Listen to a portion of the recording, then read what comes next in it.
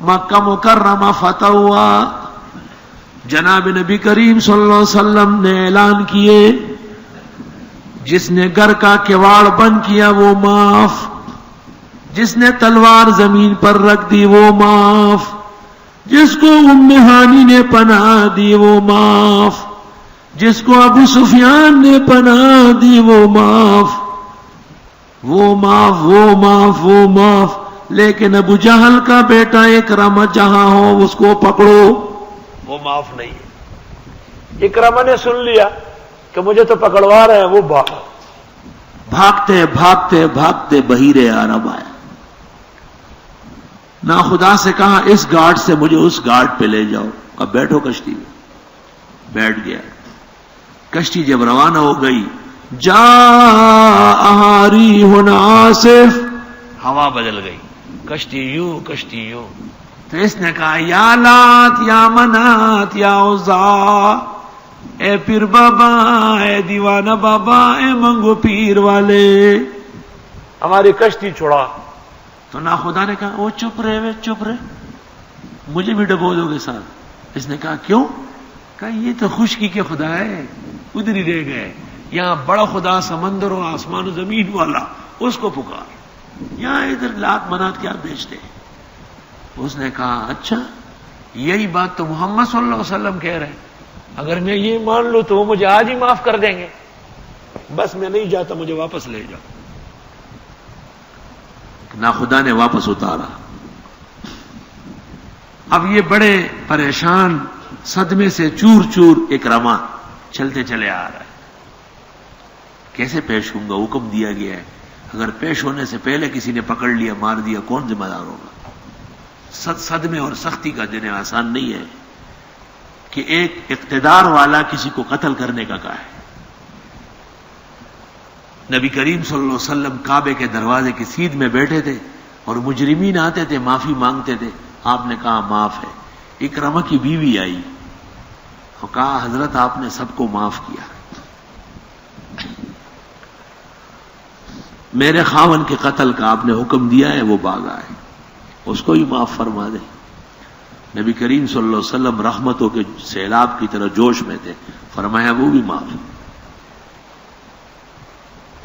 اس خبر کو پا کر ان کی اہلیہ خوشی خوشی خاون کی تلاش میں مکے سے باہر نکلی، لوگوں نے بتایا اس راستے سے گیا ہے،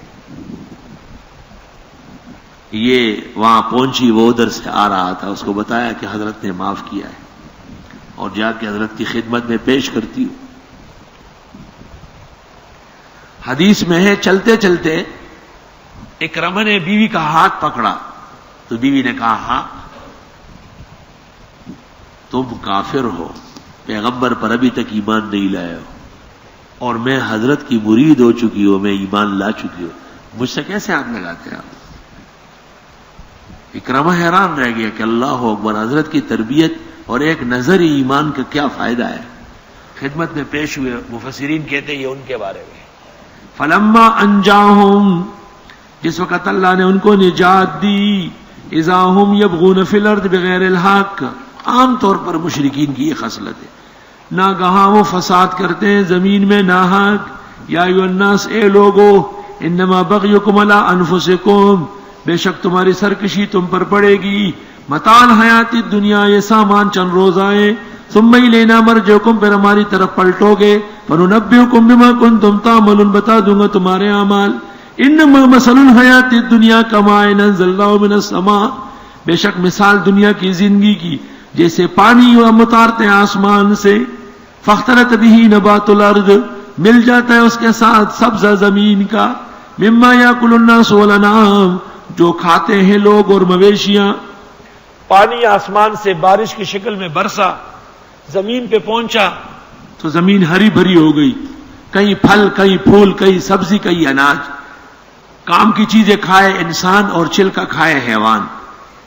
حتی اذا اخذت الارض زخرفها، یہاں تک کہ اختیار کر لیتی ہے زمین اپنا سنگار، زمین نے سنگار اختیار کیا، جیسے چہرے پر داڑھی آ جاتی ہے نا، چہرہ بھر جاتا ہے، چہرہ سنگار ہو گیا، یعنی خوبصورت ہو گیا۔ وزینت، اور اچھی طرح خوبصورت، وظن اہلها زمین والے سمجھ گئے انہم قادرون علیہا کہ بے شک یہ فصل لے لیں گے. جیسے یہ زمین سرسبز ہوئی اور پھر اتاہا امرنا آ گیا اس پر ہمارا فیصلہ عذاب کا، لیلاً رات کو، او نہاراً یا دن کو، قیلولے کے وقت، فجعلناها حصیداً بس ہم کر دیتے اس کو کٹا ہوا، کأن لم تغن بالامس جیسے کل تھے ہی نہیں، کأن لم تغن کأن لم تعش بالامس. کذالک نفصل الآیات لقوم یتفکرون یوں تفصیل کرتے ہیں ہم مسائل کی ان لوگوں کے لیے جو سوچتے ہو. جس طرح زمین کی فصل عارضی چیز ہے، یہ ہرا بھرا ہمیشہ نہیں ہوگا، اس طرح دنیا کی فصل ہماری زندگی یہ ہمیشہ کے لیے نہیں ہے. جہان برادر نماند بکس، جہان برادر نماند بکس، دل اندر جہاں فری بندوبس. دنیا کسی کے ساتھ ہمیشہ نہیں رہے گی، دنیا پیدا کرنے والے سے دل باندھو. مکن تک یا بر ملک کو پائے و پشت، کبھی سہارا نہ کرنا حکومت پر اور طاقت پر کہ بسیار کس چونت پرورد کشت. کتنے لوگ تم نے اس زمین نے دنیا نے پالے اور پھر گرا کے مار دیا.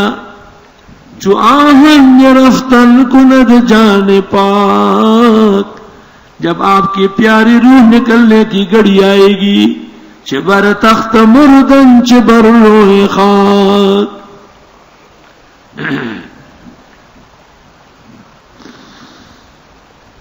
محمود غزنوی نے فردوسی کے ساتھ وعدہ کیا تھا کہ تم شاہنامہ کہو، میں ہر شعر پر ایک اشرفی دوں گا. محمود بہت بڑا بادشاہ ہے، لیکن علماء لکھتے ہیں کہ طبعاً کنجوس ہے، مزاج ایسا. تو فردوسی نے 10,000 اشعار پر مشتمل شاہنامہ کہہ دیا. 10,000 دینار ہو گئے. محمود نے کہا یہ تو بہت زیادہ ہے، لے تو لال کرنے لگا. فردوسی اس غم میں بیمار ہو گیا اور مرنے لگا. تو محمود کو پتہ چلا، تو محمود نے 10,000 کے 20,000 دینار بھیجے. لیکن فردوسی نے ہاتھ کے اشارے سے اپنے گھر والوں کو کہا کہ لینا نہیں، قیامت کے دن اس کو پکڑوں گا، اور اچھا ہے کہ میرا شاہنامہ اللہ کے نبی کی شفاعت کی نیت سے ہو. بلا ڈالو پیسوں پہ. غیرتی گھرانہ تھا، غریب تھے لیکن غیرتی تھے، قبول نہیں کیے، اور بادشاہ کا تحفہ واپس آیا. دست تضرع سود بندے محتاج را، وقت پر دینا چاہیے. وقت دعا بر خدا وقت کرم در بغل. جب دینے کی گھڑی آئی تو نہیں دینے کا، نہیں لیتا، چھوڑو.